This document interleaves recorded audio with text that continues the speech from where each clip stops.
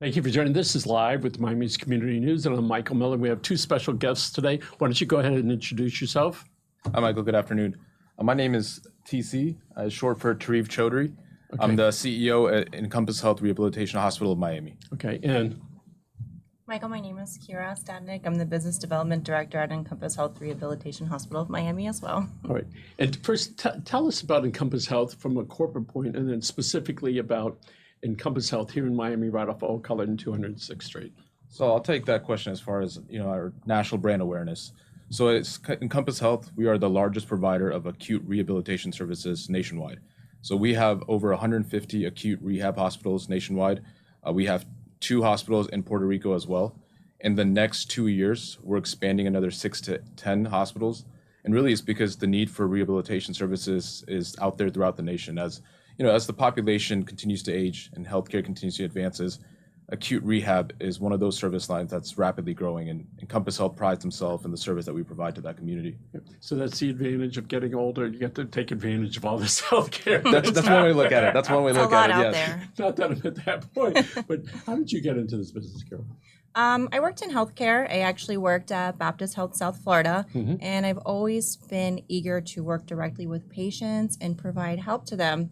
So when I was at Baptist, I was able to do that on the surface. And when I had the opportunity to join Encompass Health, I realized the ability that I can make a difference in the community that we have here. And you're working with patients, and you're working with their families and their neighbors and their caregivers, and you're making a difference in one person's life. So you have like this whole magnitude of people you can reach out to and get them back to the community wherever they live as functionally independent as possible. So it must be fulfilling for you to lead a team there of some dedicated professionals to take somebody that may be at a stroke or they broke a hip or they have some neurological issues to get them to the point where they're self-sufficient. Absolutely. That's something that our team prides themselves in. What I tell my staff and my leaders is that, we're ultimately, it's a customer service industry, right? The customer service portion that's our patients. And we want to make sure we do right by our patients. And, when you look at different customer service industries, a lot of people like to highlight Chick-fil-A or Publix, right? You go to Chick-fil-A, you say, thank you for the burger. What do they answer with? My pleasure. So that's kind of streamlined with them. So what we like to do with Encompass Health is we want to make sure that we provide a service across the board nationwide where it's streamlined. Every patient that walks through those doors gets that high level of service. So Chick-fil-A, Publix, they're selling a brand that's easy, right? People want to eat burgers. People want to shop at grocery stores. We're selling a product that nobody wants. If you think about it, nobody wakes up one day and says, today's the day that I want to have a stroke. Or today's the day that I want to fall and have a hip fracture. Nobody says that. But if we can make a positive impact on those patients, that's their worst moment, arguably their family's worst moments, we've done our job. We've provided that service that we want to provide at Encompass Health. So, it's something that I'm very proud of our team, and that's, I think, really what our vision is. So, Karen, so there you are, you're taking care of the patient, but you have this family, and the extended family is also at that point very stressed, wondering what is going to happen, what that's going to look like. So, if you will, you're treating a whole community of family members that are there wondering what's going to happen at their worst possible moment, perhaps. So, what is that like when you're dealing with the anxious family members who are wondering about their grandfather, their mother, or a teenager just ripped their leg open? So, what is that like for you? Well, what I like to highlight to patients and families is a medical illness isn't a one-size-fits-all. Everything is individualized based upon the needs that everybody has. Everyone has different goals. So if you have a major stroke and you were independent before and you just want to get back into your car, or go grocery shopping, or just get up in the morning and take a shower, those are things that we're able to meet patients and families at. So what I educate everybody on is we're going to meet you at your needs and your goals. And that's what I like to highlight is the differences everyone has. You might have a goal one day if you have a medical illness and you want to get back and you want to drive and you want to get back to work. And someone might just have a simple goal as I want to get up and I want to walk my dog. I want to feed my dogs in the morning. So I like to cater and understand what everybody's needs is in our community when they do come to us, because it's not one size fits all. So one of the things we recognize in the healthy industry, we used to hear exercise, exercise, exercise. I've heard new terms replacing it. Move, you got to keep moving. And it seems to be adopting, I keep seeing it now in commercials. And we know that's a whole part of that. So let's talk a little bit about, let's say, orthopedic rehab. So where that's not necessarily a certain age, because if somebody's really done some trauma to their leg, they can go to your hospital there. It's not just for people over the age of X. Correct. And so let's say it's somebody that was injured and, they fell off a ladder, and it's not a neurological problem. It's, I broke my hip, I'm 55 years old, I shouldn't have been on the ladder. So what does a day look like for them? So, it's kind of what Kira said. It depends on each situation. Every patient, we provide individualized care. So we provide 3 hours of therapy, 5 days a week. Some patients may not be able to tolerate that. So we'll split up the 15 hours, a course of 7 days. So it's really individualized depending on not just a diagnosis. You could say an orthopedic patient, post-fall hip fracture, but each hip fracture is different. Each fall is different. And what were their prior levels of function? So what our therapists do is when the patients come in, they evaluate them. We have 3 specialties: occupational, speech, and physical. Typically, all patients will need 2 out of 3 of those specialties. And that's pretty easy to really need, especially in a case like an orthopedic patient where they may have fallen. Because yes, you think of, how are we going to help them walk, right? But in some cases, simple tasks like how are we going to help them learn how to brush their teeth correctly because maybe they fractured their arm. Those are tasks that our therapists are experts at. So they'll evaluate the patient, they'll find out what their prior level of function was, and based off of that, our rehabilitation physicians will also evaluate the patient, and they'll get together in what we call a team conference with multidisciplinary approach and really talk through, okay, this was the patient's prior level of function, this is where the patient is at right now. What are realistic goals that we can get this patient to? And again, it's individualized. So how does the patient get encouraged when they can't quite pick up their arm, but based upon everything, that in a week or 2 it's going to be significantly better? What's the encouragement that takes place to give somebody hope that they're going to be functional again? Well, that's a challenge because there's so many different levels of service out there. You have our level, which is inpatient rehabilitation. You have skilled nursing. You have home health care. So you really do have to engage with the patient and really educate them on, and I circle back to goals again. Everyone has their own type of goals that they wish to accomplish. So with this injury, where do you want to get back to? So that's kind of the lines that I try to educate on to get people to realize, I do want to get back to this level. It's always letting them know of awareness. If you do have this injury, how are you going to get back home? Are you going to be able to cook for yourself? Are you going to be able to toilet? And just kind of bringing it down into layman's terms, because there's so much medical terminology that you hear thrown around when you're at a doctor's or you're in the hospital, and just getting personalized with the patient or with the family on, let's knock it down. What is your day-to-day going to look like? So let's look for some basic functions. I understand at least a while back that therapists were using iPads or a function like that had images in that. So if somebody was hungry, they could push a button. Do I have that correct? Yes. Right? There was a time that didn't exist. Correct. Right. So what is that like when somebody pushes the magic button and they get the help? What does that look like, their smile and their encouragement that they feel? Let me use a call light as a good example. So if a patient, for example, say it's day 1, they're not familiar with the processes. Our team does a great job of educating them on what to expect as soon as they get in. But people forget, right? And everyone's cognitive status is different. So say a patient and a family member in the room, patient needs help to the bathroom. They're not sure how to get up. They press a call light. We have a really responsive team. We have something called a no pass zone. So anytime a call light is on, everyone is responsible, regardless if you're EVS, if you're a nurse, if you're a therapist, if you're a CEO, it doesn't matter. You see a call light, the expectation is you go answer it. You go in, acknowledge the patient, see what they need. It may be something as simple as they need the food tray moved over, or something a little bit more extensive where it's post-fall, hip fracture, they need help getting to the bathroom. Not everyone's going to be trained appropriately to do so, but they know who to contact so they can get the help they need. So the patient, we just want to make sure that we're as attentive as possible to help their needs. And why did you choose to go into this arena? Out of all the arenas in the world in healthcare, why did you choose this one? Okay, so that's a long answer, but I'll give you a brief version of it. So, when I thought about healthcare, I've been in healthcare since I was 18. Originally, I'd like to say I wanted to be in healthcare my entire life, but that's not true. I originally wanted to be a lawyer. But, different circumstances happened where healthcare came to light. My family member became sick. I was in the hospital with them for over 30 days, just being that bedside family member, really seeing it from what can I do to help them? How can I help them get better? Seeing the difference that healthcare made on that family member of mine, it gave me hope that, maybe I can make that type of difference on others. So that's kind of what started my journey. I started off as a certified nursing assistant, a registered nurse. So I'm very proud of the clinical experience that I've had. That's really given me firsthand experience on what is the day in and day out life of some of the staff members we have. Now, I've never been a therapist, so I can't speak to that. But CNA, RN, I can cover that, nursing supervisor, nurse manager. But ultimately, rehabilitation, this is something that I've been in now for about 2 years. I was looking at continued growth, and I was looking at different avenues of healthcare. And originally, I was in the acute inpatient setting. But acute rehab continued to surface a lot in the last 5 to 10 years. Being in the acute inpatient setting, we were discharging more and more patients that met what I kept hearing rehab criteria. At that time, I didn't really know what that meant. So it interested me. Let me look into this. So I looked into Encompass Health just from word of mouth, heard a lot of great things about Encompass Health, brand awareness.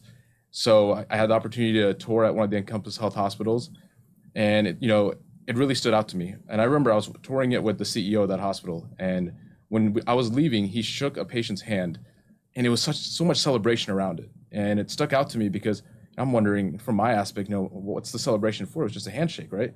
Well, the patient had come in post-stroke, they were barely able to move that right arm, much rather their right hand. By the time they left, still limited range of motion on the right arm, but they could grip their hand to give a full handshake. And that's when I knew, you know what? Wow, look at that type of impact. Now, if I can help empower that, that's what I want to do. So if somebody was watching that, they might have thought it was just a handshake. Exactly. But it was hardly that. It was a bigger celebration that somebody could. And you have to think, it's something so small, but I mean, think about how often you use your hands, right? Or how often you use your arms for just basic things that you don't ever think about. But for that patient who used to be able to use that right arm fully, now just being able to do a handshake was such a big accomplishment. So after that point, I knew rehabilitation is what I want to do, and that was my start. And so your facility on, again, 206th Street in Old Cutler is a wonderful, clean facility, and it's very nice to look at. And let's talk a little bit about National Rehabilitation Week. And the last time I was there were photographs up on the wall, proudly displayed. So tell us about some of those pictures that are on the walls. So we do have our success stories that are hung on the walls, and I highlight this when I do give tours to patients or family members. These are actual stories of actual patients who are actually admitted to us and had a superior outcome. They usually have some type of traumatic diagnosis or illness or accident that they've endured throughout their time.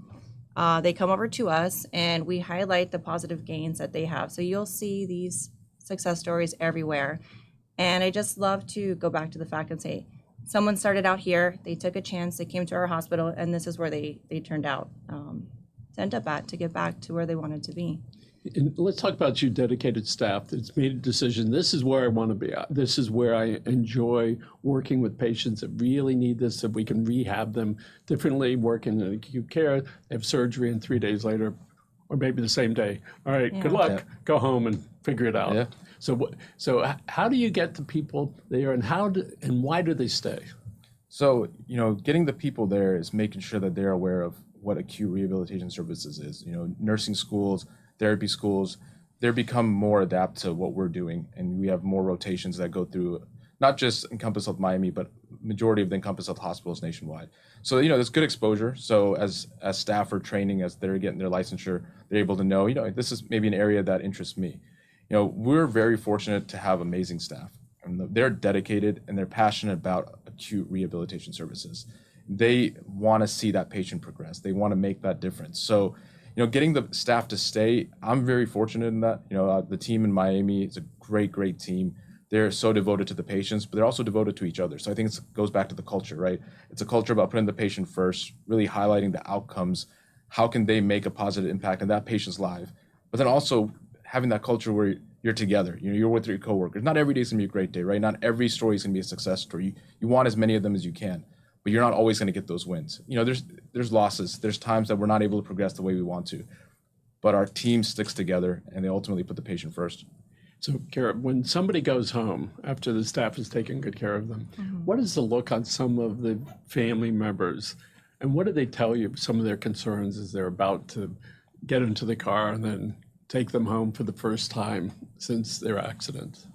Well, everyone's usually scared to get home because how am I going to navigate what home looks like? And that's a great question. What does home look like to you? Everyone has different setups. There's stairs, there's furniture.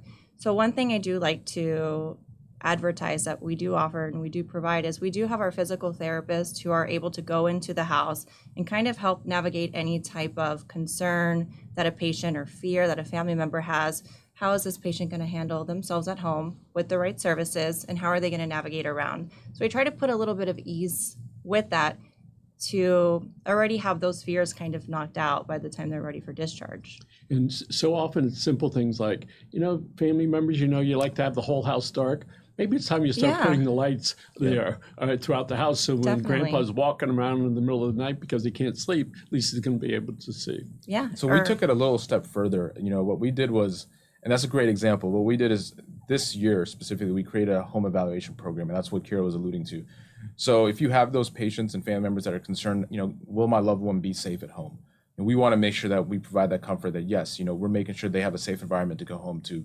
So what our team will do is they'll go in there and assess the environment. So it may be something like a little bit more extensive than the lights. It could be they need the specialty bed because of the condition they're in. A normal bed won't work for them. We'll order that, make sure it's delivered, and then send the patient home.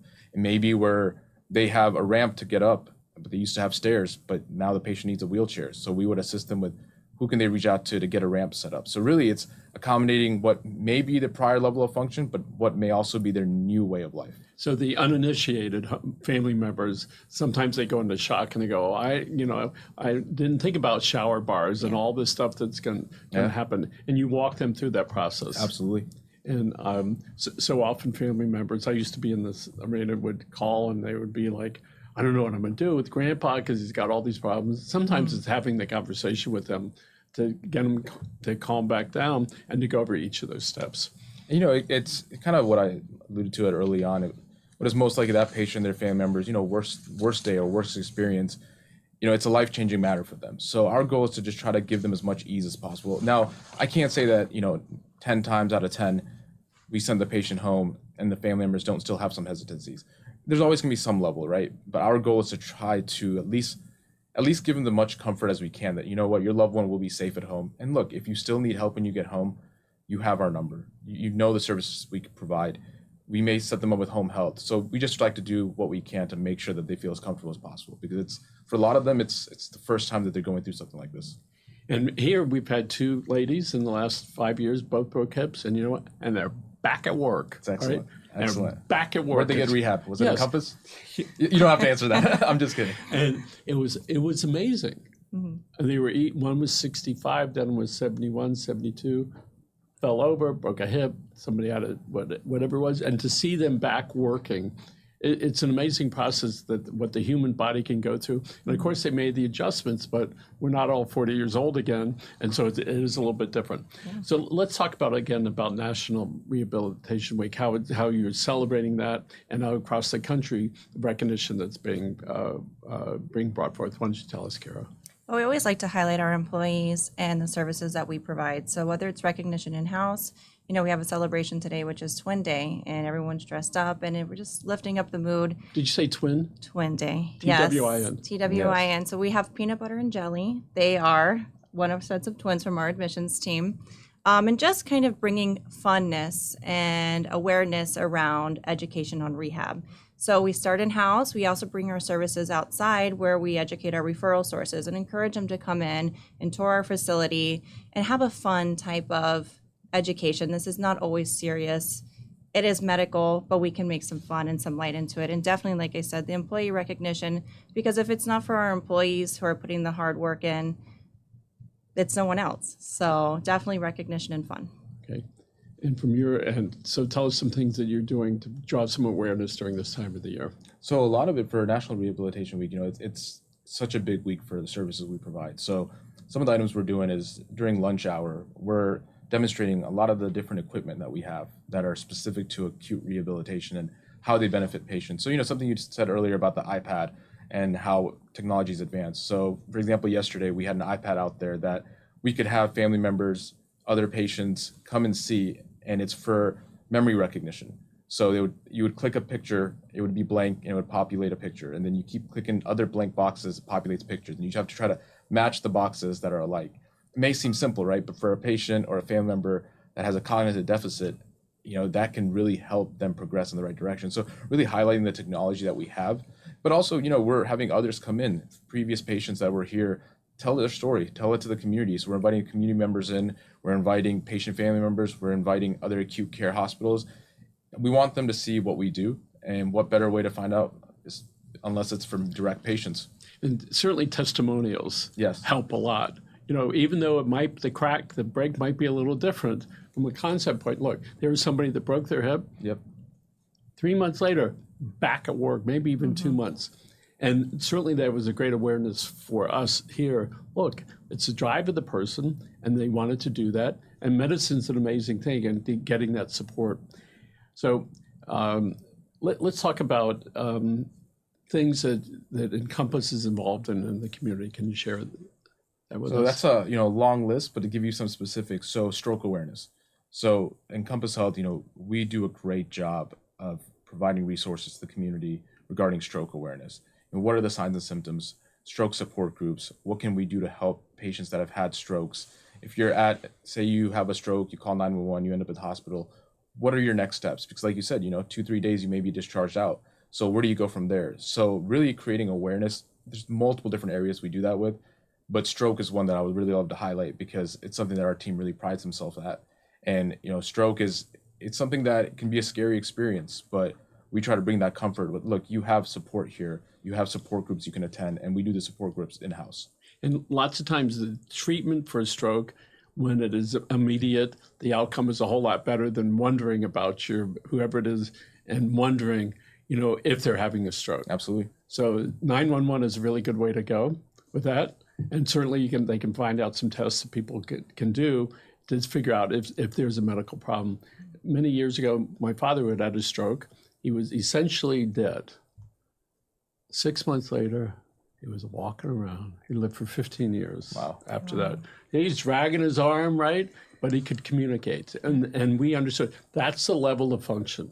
And that was a whole lot better than none at all. Absolutely. Exactly. And I think that when people see folks that have had strokes, that might be the best they're going to be, or maybe they're in the process of getting better. Absolutely. And so there's certainly at your location down there, can people go there for treatment but not be residential? No, so they have to be admitted as a patient. So our average length of stay is between 10 and 14 days. So they would have to have the medical necessity to have to be admitted. So if a patient doesn't have the medical necessity, they may do outpatient therapy elsewhere. But for those that, especially the acute strokes, an acute change in any type of medical complexity would really benefit from our services. Whether it's stroke, whether it's a heart attack, list goes on. But anything that's acute and has a medical complexity part to it would benefit from our services because we have multiple different consultants. We have internal medicine, we have rehabilitation physicians, list goes on, that they provide that care day in and day out to those patients. Okay. And Alex, would you make sure you run the website address up there? So people can go to your website, they can take a look around, you show the outside building, it shows the inside, Yes. and it shows the different types of care that you can offer. Yes, absolutely. So typically, with the patient that comes to you, what's happened immediately before? Have they been in the hospital or they've been in an emergency room? How do they get to you? So this question, I'll actually let Kira answer. This is an expert area for her. Well, that is my specialty in marketing. So we're not limited to admitting patients directly from the hospital. Education starts in the community. If you have a patient or someone who might be weak, having falls at home, we can take patients from the emergency rooms. We can take them from the PCP office. We can take them from the ALF that they live in, the skilled nursing facility, so on and so forth. There's not a lot of limitations based on getting someone to the appropriate level of care. Challenges, yes, but it's something that we can always overcome. And so your typical patient, again, 10 to 14 days? Yes. And then typically when they're done with the 14 days, they go back home or do they go into some other facility? So our goal is to send them home. But it depends on the patient. Most patients do end up going home, but there will be those ones that, maybe they don't have the family support to go back home to. And it was such a life-changing disease that they have, we're not able to send them back home safely. So we look at maybe a nursing home at that point. But we do our best to try to send them home because the outcomes when a patient comes home are much superior than others. So that's always our goal. We do everything we can to get them back home. And sometimes a grandma may be living alone, and she has that, and maybe she's going to move in with her children, which is traumatic for everyone that's there, and people have to get used to it. Yes. Everybody, the dog, the kids, the independent parent that all of a sudden is there. Gee, my adult children are here. What do I do? Yes. So, and you offer counseling for people to help them walk through that? We have a really good case management department. So day one of admission, we work on their discharge plan. So if we know a patient came in, and when we do that team conference, we know, look, this is the length of stay we're expecting for that patient. But from a functional status standpoint, they can't get to a point where they can go back home by themselves. So we look at, is home health an option? What kind of family support do they have? So we start that conversation day one with the patient to make sure that, when it comes to day 10 or day 14, it's not a surprise, look, you have to go to a different location. No, we work with them collaboratively. So our case management team kind of works as, like you were saying, a counselor, works directly with the patient family member to ensure they know what to expect by the end of their stay. What a wonderful way to keep the end in mind, and then everything is towards that end. In this case, it's a relatively short period of time, a couple of weeks, and okay, you're on to your next step. And I certainly raised my children that way. Okay, when you finish that, what happens after that? Yeah. Right? It's certainly easier. So tell us, if you would, who some of your mentors have been. And I'm going to ask you next. I'm thinking. So some of my mentors. So I've been very fortunate to have a lot of good mentors in my life. Right now, the person I would really look to her name is Lori Bedard. She's our regional president. She was a big part of the reason I joined Encompass Health. And she's someone, I talk to pretty often and really ask questions on, what would you do in this situation? This is what I'm coming across. What do you recommend? Because, you don't never have all the answers, right? You come across circumstances that you want to make sure you're doing the right thing. You're doing what's best for the patient, best for the staff. But you may have that hesitancy on, all right, you know what? Let me get a second opinion. So she's someone I bounce a lot of ideas off of. What do you think about this? It's a rehab week. What do you think if we do this to market our services? Or what about this technology? So right now, I would say she's a big mentor of mine. I've had multiple mentors in my life that I've been very fortunate to learn from. And I think it's so important to have a good mentor in your life, especially in healthcare. It's ever changing, right? So it's one day maybe one way, the next day be the next, and not one person knows everything. And it's interesting because there's probably little kids and people are looking to you and go, I like that over there. I like, he's doing a good job over there. We never know when that's going to happen. So Kira, tell us about some of your mentors. I don't want mine to come across too cheesy, but one of my biggest mentors is a family member. It was my great aunt, and she was always there, and she encouraged me to do what I like to do. And I've always loved to help people, and she always put me in the right direction. Whatever field you want to go into, make sure you do it with love and care. But as of right now, I do have a mentor because I am new in this position. So we do have our regional marketing director. Her name is Pam, and she's kind of guiding me through all the steps that I have to take in my new role and getting a feel for it. And without her, it would be a struggle. So I do have a few. But those are my two special close ones right now. When does the book come out? I'm working on it. Congratulations on that. We have 2 minutes left. Is there something in particular you wanted to cover before we wrap up? I just wanted to thank my team. Encompass Health Rehabilitation Hospital of Miami, we have a great team in place. From our senior leadership team to our frontline staff, they really are dedicated in what they do. And I think our patients really benefit from that. If you don't have a good team, it's hard to drive quality outcomes, almost impossible to. So, I really want to just thank my team. They're such an integral part of what we do day in and day out, the service we provide to the community. So, just thank you guys for everything you do. I'm very lucky to be able to work with you. Terrific. What about you? I piggyback on what TC had said. It takes a lot as employees and individuals in our community to be able to get our word across and identify on the type of patients we're able to take and the type of outcomes that we do have with our patients. That first and foremost. So. And I do want to thank you for saving lives and keeping families together, because that's ultimately what's very important. So thank you very much for your time. Thank you. TC, Appreciate the time. Kira, thank you for everything. No, thank and you. Folks, thank you for joining us, and I'd like to thank Alex for producing the show. And have a great day out there, folks.